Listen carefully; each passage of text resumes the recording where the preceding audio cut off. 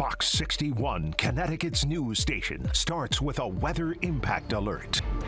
Well, it was a turbulent afternoon in Connecticut, but as you can see, they've rolled on, and the strong thunderstorms are now Long Island's problem, specifically Montauk. But boy, there is some damage and some power outages left behind, and we are in a weather impact alert for at least a little while longer. So thank you for joining us here for the Fox 61 News at 6.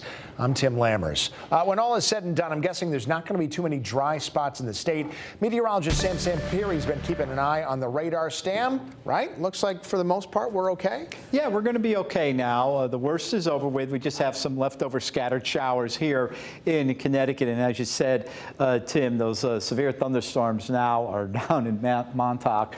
And you could see here live Doppler showing a little bit going towards Windham County there. Putting it in the motion, you could see the cluster of showers and thunderstorms did cause some damage up from Litchfield County down through Bethlehem, Waterbury into the Wallingford area.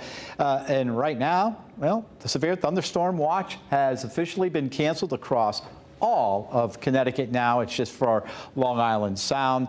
The only thing left over is we still have some heat and humidity left over, and that is because even though we're still waiting for the cold front, we had this what we call a prefrontal trough. So dew points are in the 70s. It's going to be the next couple of hours when things are going to start to dry out. Already the wind has turned around to the northwest and northern Connecticut. That's a good sign.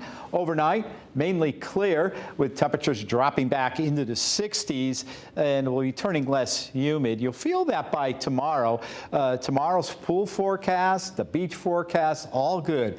Mostly sunny skies, warm, dry, and pleasant, with high temperatures basically reaching the low and the middle 80s. Great day for the beach and boating. And how about the next couple days? Sunday, I'm going to talk about that, and next week as well as we get some heat and humidity. Tim?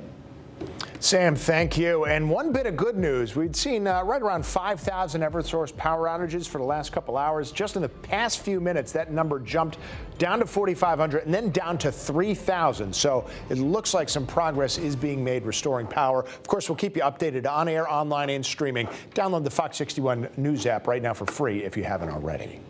All right, let's get you to some other news. Governor Ned Lamont took action recently to try to crack down on some of the illegal behavior that they're seeing on city streets across the state. Police departments were given the option to seize and destroy ATVs and dirt bikes that were causing disruptions on the roads. Fox 61's Joe Monti is in New Haven with officials who said they're happy about this new legislation.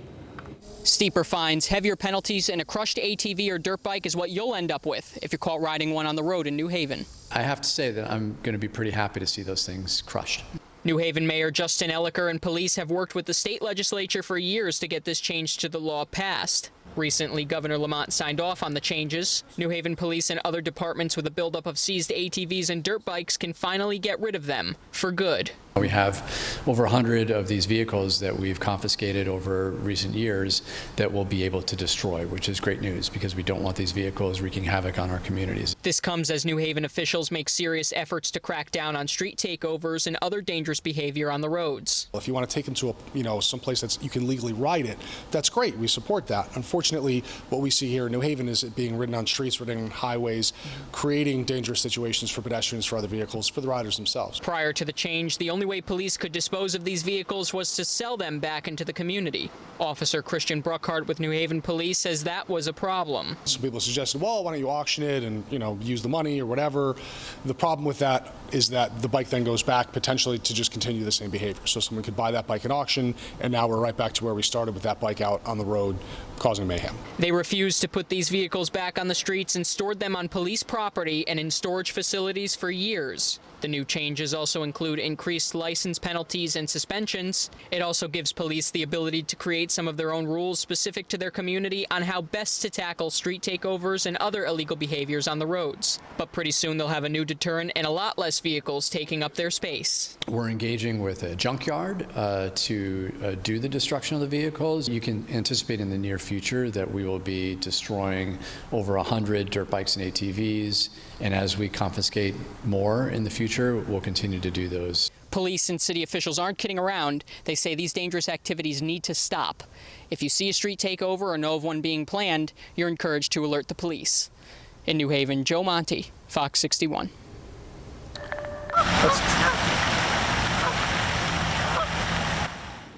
Tranquil summer afternoon in Bristol, but boy, a lot of geese there. There has been for a while, so much so it's an ongoing problem.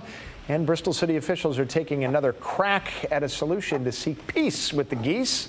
Fox 61's Celine Arif shares some of the new ways they're hoping to tackle the city's large goose population. Well, here in Bristol, both the city and residents say the geese are a problem. And while people might disagree on the solutions, the city says there is one thing people can do to help them out, and it's pretty simple. Don't feed the geese.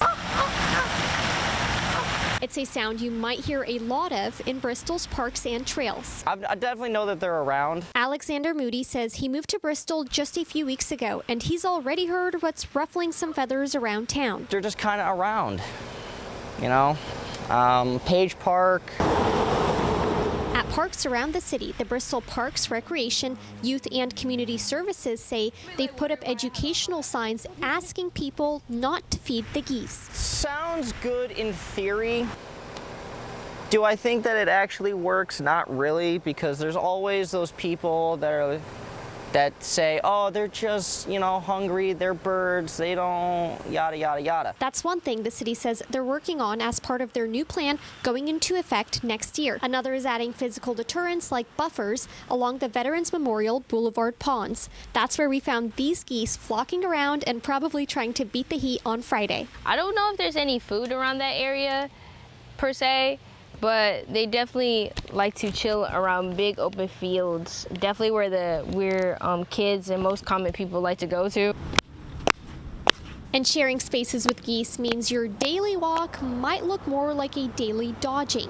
The city says geese that don't migrate can be harmful because of fecal contamination, overgrazing, and disease transmission. Last year, the city estimated 12,000 geese called Bristol home, and unless something major changed, their goose was cooked. So they proposed euthanizing the geese a year ago, but after public outrage, the city looked toward other options. At the end of the day, they're animals, and everybody on earth has a right to, wander their way. Now, in the past, the city says they've tried harassing the geese with dogs and scaring them with flashing lights, but that only worked temporarily. They're hoping their new plan will work better in the long run. Reporting in Bristol, Celine Arif, Fox 61.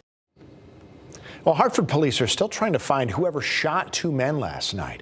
They said it happened on Albany Avenue around 10:15. Now, officers got a shot spotter notification to go there, and they found some bullets at the scene. But they said at the same time, two gunshot victims arrived at a hospital. We're working to find out how they're doing, but police said at least both were alert when they got to the hospital.